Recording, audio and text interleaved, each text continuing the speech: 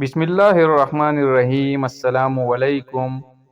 حضرت انس رضی اللہ تعالیٰ عنہ نے بیان کیا کہ عبداللہ بن سلام رضی اللہ تعالیٰ عنہ کو جب رسول اللہ صلی اللہ علیہ وسلم کے مدینہ تشریف لانے کی خبر ملی تو وہ آپ صلی اللہ علیہ وسلم کی خدمت میں آئے اور کہا کہ میں آپ سے 3 چیزوں کے بارے میں پوچھوں گا جنہیں نبی کے سوا اور کوئی نہیں جانتا۔ قیامت کی سب سے پہلی علامت کیا ہے؟ وہ کون سا کھانا ہے جو سب سے پہلے جنتیوں کو کھانے کے لیے دیا جائے گا؟ اور کس چیز کی وجہ سے بچہ اپنے باپ کے مشابہ ہوتا ہے؟ آپ صلی اللہ علیہ وسلم نے فرمایا کہ جبریل امین علیہ السلام نے ابھی مجھے آ کر اس کی خبر دی ہے۔ اس پر عبداللہ نے کہا کہ ملائکہ، یہی تو یہودیوں کے دشمن ہیں۔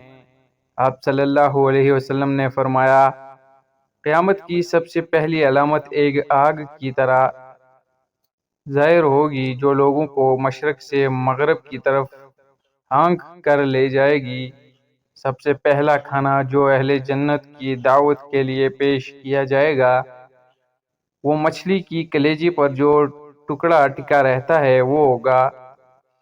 اور بچے کی مشابہت کا جہاں تک تعلق ہے تو جب مرد عورت کے قریب جاتا ہے اس وقت اگر مرد کی منی پہل کر جاتی ہے تو بچہ اسی کی شکل و صورت پر ہوتا ہے، اگر عورت کی منی پہل کر جاتی ہے تو بچہ عورت کی شکل و صورت پر ہوتا ہے۔ یہ سن کر عبداللہ بن سلام رضی اللہ تعالیٰ عنہ بول اٹھے، میں گواہی دیتا ہوں کہ آپ اللہ کے رسول ہیں۔ پھر عرض کیا، یا رسول اللہ، یہود انتہا کی جھوٹی قوم ہے، اگر آپ کے دریافت کرنے سے پہلے میرے اسلام قبول کرنے کے بارے میں انہیں علم ہو گیا تو وہ آپ صلی اللہ علیہ وسلم کے سامنے مجھ پر ہر طرح کی تہمتیں درنی شروع کر دیں گے۔ چنانچہ کچھ یہودی آئے اور عبداللہ رضی اللہ تعالیٰ عنہ گھر کے اندر چھپ کر بیٹھ گئے۔ نبی کریم صلی اللہ علیہ وآلہ وسلم نے ان سے پوچھا، تم لوگوں میں عبداللہ بن سلام کون صاحب ہیں؟